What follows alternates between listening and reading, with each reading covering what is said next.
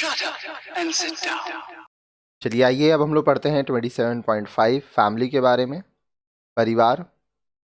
Significant changes came about in both nuclear and joint families with the penetration of capitalist industrialization.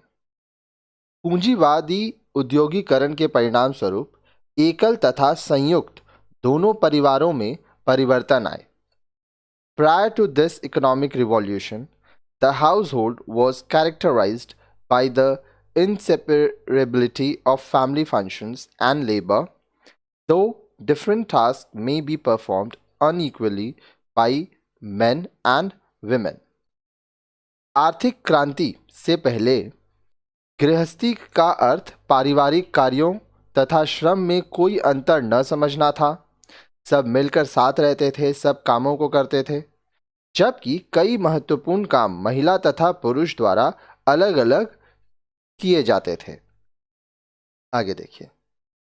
With capitalist industrialization, the family no longer remained the unit of production, though it continued to be one unit in terms of consumption. पूंजीवादी अर्थव्यवस्था के साथ ही परिवार उत्पादन की एक इकाई न रहा, हालांकि उपयोग के मामले में यह एक ही इकाई बना रहा। The growth of manufacturers and factories meant wage labor. Each person in the family earned separately. उत्पादकों तथा कारखानों की वृद्धि ने श्रम मूल्य को जन्म दिया। हर व्यक्ति परिवार में पृथक रूप से कमाता था, सब अपना अलग अलग कमाते थे। With bourgeois values predominating, a man's wage began to be considered the family wage.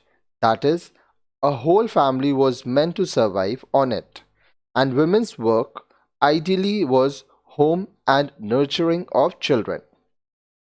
मध्य वर्ग के मूल थे।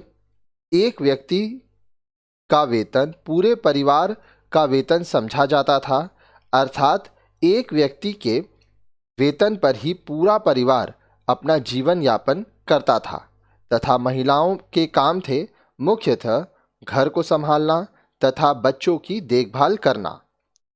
This was, however, a middle class value that better off working class families could aspire to, but was hardly the norm for most working class people. ये हालांकि मध्य वर्ग के मूल्य थे जिन्हें थोड़ा सा बेहतर कामकाजी वर्ग पाना चाहता था, किंतु ये श्रमिक वर्ग के लिए बाध्यकारी नहीं था। Women of the working class were as much wage workers as men were. In fact, many industries preferred women or children as employees because they could get away with paying them less. In practice, the concept of equal pay for equal work did not apply to women.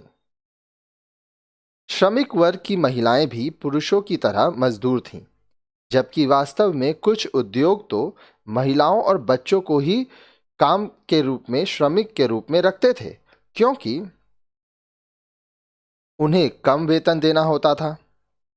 व्यवहार में समान काम के लिए समान दाम, मतलब equal work के लिए इक्वल पे का सिद्धांत महिलाओं पर लागू नहीं होता था। In practice, in the modern world, women usually bear the double burden of earning a wage and primarily doing the domestic work as well. It is a situation all of you must be familiar with. आधुनिक संसार में महिलाएं घर और परिवार दोनों की ही जिम्मेदारी संभाल रही हैं।